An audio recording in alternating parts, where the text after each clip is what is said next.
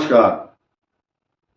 सृष्टि की सबसे महत्वपूर्ण राशि मीन, क्योंकि काल पुरुष की दृष्टि में इसका नंबर आता सबसे लास्ट में, लेकिन इसके स्वामी बृहस्पति, और बृहस्पति स्वामी होने का मतलब आप सब दर्शक मीन राशि वाले बड़े बुद्धिजीवी, ज्ञानी, दूरदर्शी। दूरदर्शी शब्द को पकड़ लेना, आप याद रखना। दूरदर्शिता, बहुत दूरगामी विचार होते हैं और गूढ़ विद्या, धार्मिक, गुणवान, धनवान तथा आप सभी लोग, जितनी भी महिलाएं हैं मीन राशि की, उन सब का सौभाग्य जैसे ही जन्म लेती है तो अच्छा लाभ होता है। और आपके ग्रह डिपेंड करता है किस प्रकार के हैं। मंगल ग्रह, सूर्य, राहु कहाँ बैठा है, लेकिन फिलहाल गोचर की दृष्टि से आपके लिए क्या क्या समीकरण तैयार हो रहे हैं, उन पर एक छोटा सा दृष्टि डालने की कोशिश, और जो जो उपाय आपको बताए जाएंगे उनको जरूर करना प्लीज, आपके लिए शुभ रहेगा।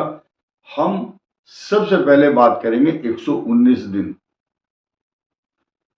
बृहस्पति के वक्री होने का स्वभाव, प्रभाव, उपाय और लक्षण। आपके तीसरे भाव में गोचर में चल रहे वृष राशि में बृहस्पति का जो वक्री होने का जो मायने हैं या उसका उद्देश्य है या प्रतिफल है, रिजल्ट है, वो क्या है कि 50% जो धन स्थान है आपका मीन का, जो सेकंड हाउस है, उस पर दृष्टिपात या स्वभाव, प्रभाव, लक्षण होंगे तो धन की प्राप्ति होगी या बैंक बैलेंस में इजाफा होगा, उन्नति होगी, तरक्की होगी। वो बात अलग है, उसको बाद में चर्चा करेंगे हम कि आपका शनि 12वें चल रहा है। कुछ लोग इस बात से इत्तेफाक नहीं रखते कि अभी तो आपने अच्छा बताया, अभी ये खराब बता दिया।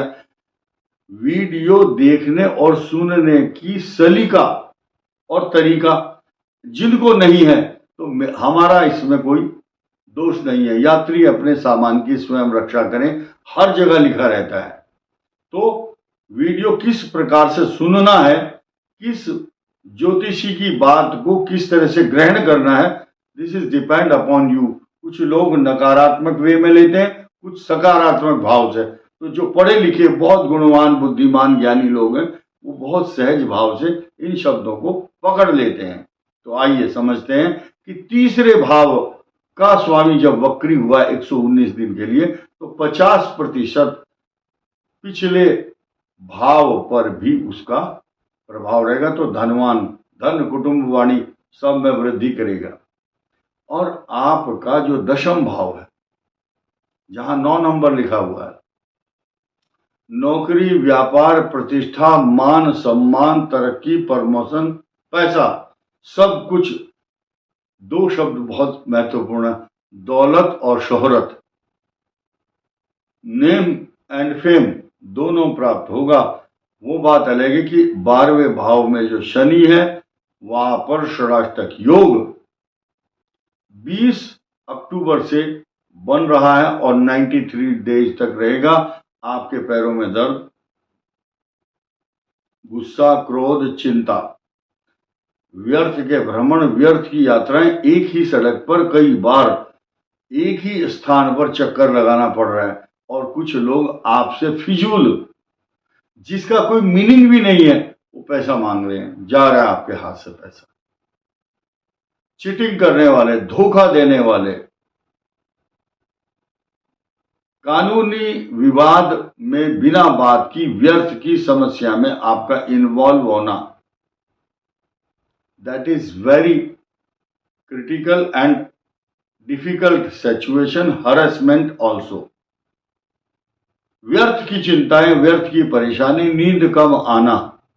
कारण क्या है? चतुर्थ भाव का जो मंगल है वो सुख छीन लेता है, सुख और चैन।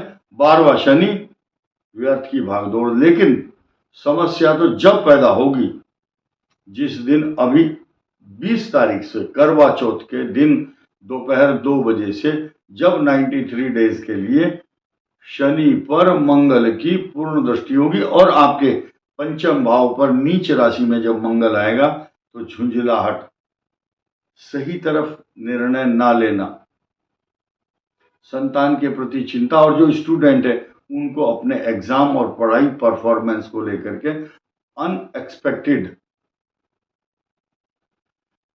जो अपेक्षा है आपकी उसके अनुसार प्रतिफल रिजल्ट नहीं मिल रहा है। पेट का रोग, अधिक गुस्सा ठीक नहीं है। संतान के प्रति चिंता करना है।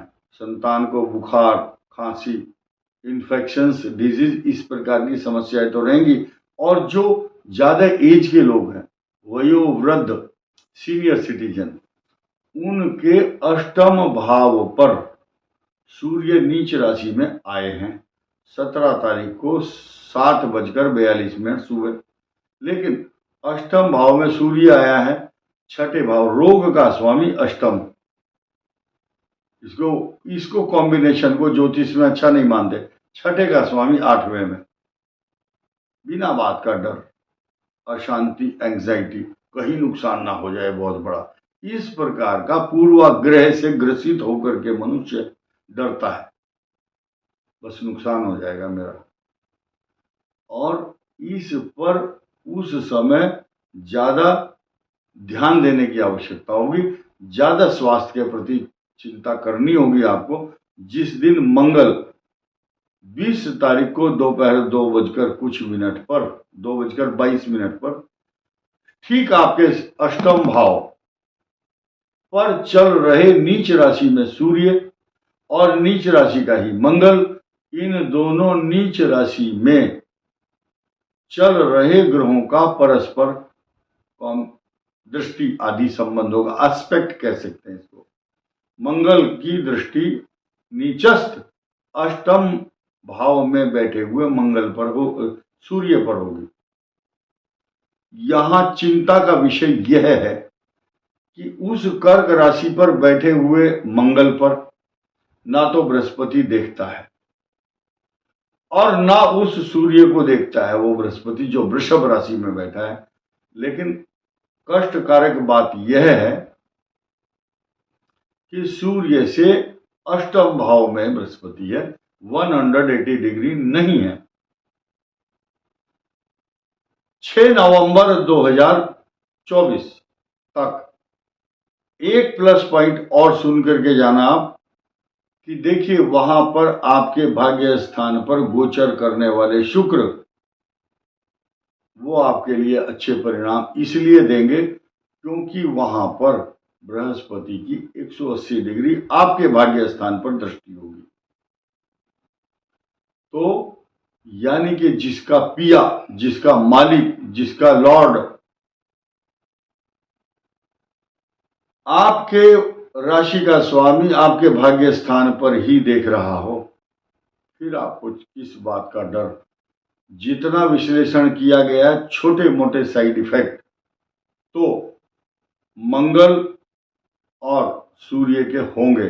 और 12वें भाव में जो ऑनलाइन चीटिंग और फ्रॉड और धोखा तथा धन की हानि जो दर्शाता है 12वें भाव में शनि, मीन लग्न और मीन राशि दोनों के लिए 12th हाउस में चल रहे शनि का आपके ऊपर ज्यादा दुष्प्रभाव अभी इतना नहीं होगा जितना कि 15 नवंबर के बाद होगा, क्योंकि उस समय शनि अभी तो वक्री है, उस समय मार्गी हो जाएगा। और ये मार्गी शनि कुल मिलाकर के शनि का जो गोचर है 29 मार्च 2025 तक है, और उसके बाद वो मीन राशि में ही आ जाएगा। लेकिन आपके लिए अभी फिलहाल अच्छा प्रभाव नहीं दे रहा है। तो मीन राशि को उपाय क्या करना है? आपको हनुमान चालीसा का पाठ लगातार करना है। और मजे की बात तो यह है कि आपके भाग्य स्थान का स्वामी मंगल होता है, लेकिन गणेश जी की उपासना करना तो आपके लिए वरदान बनेगा। मैं ये यहाँ चर्चा करना चाहूँगा कि मीन राशि के लिए दाम्पत्य जीवन बहुत खराब चल रहा है।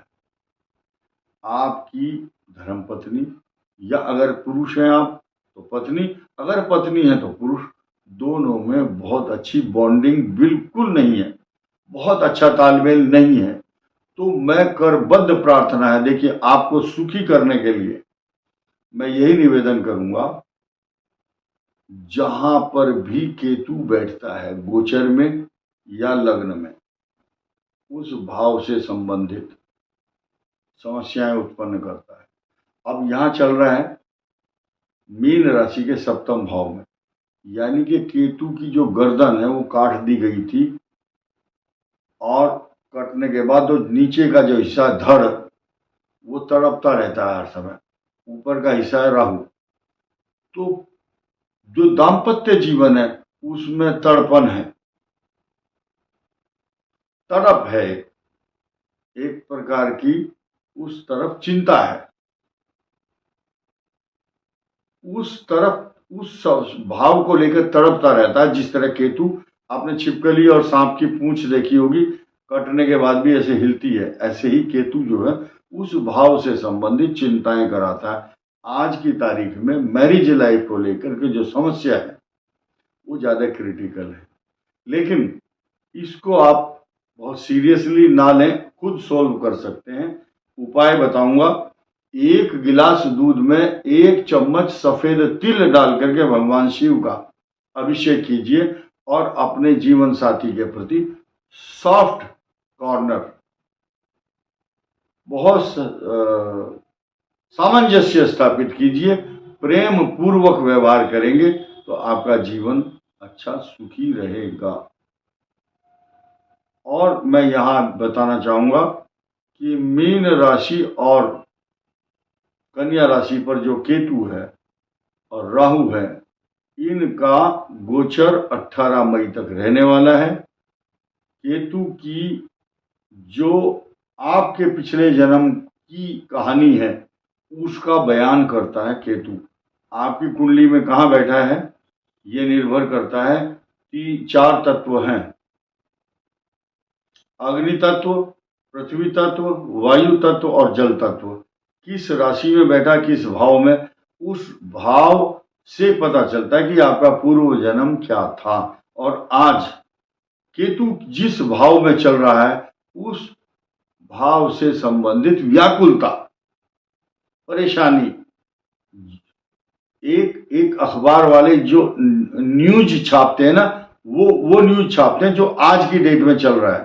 तो आज की डेट में चल रहा है मीन राशि के लिए मैरिज लाइफ से रिलेटेड प्रॉब्लम। तो बाकी जिनकी शादी नहीं हुई है उनकी शादी की तारीखें जल्दी ही आएंगी, ऐसा मेरा विश्वास है। इस वीडियो में इतना ही, धन्यवाद।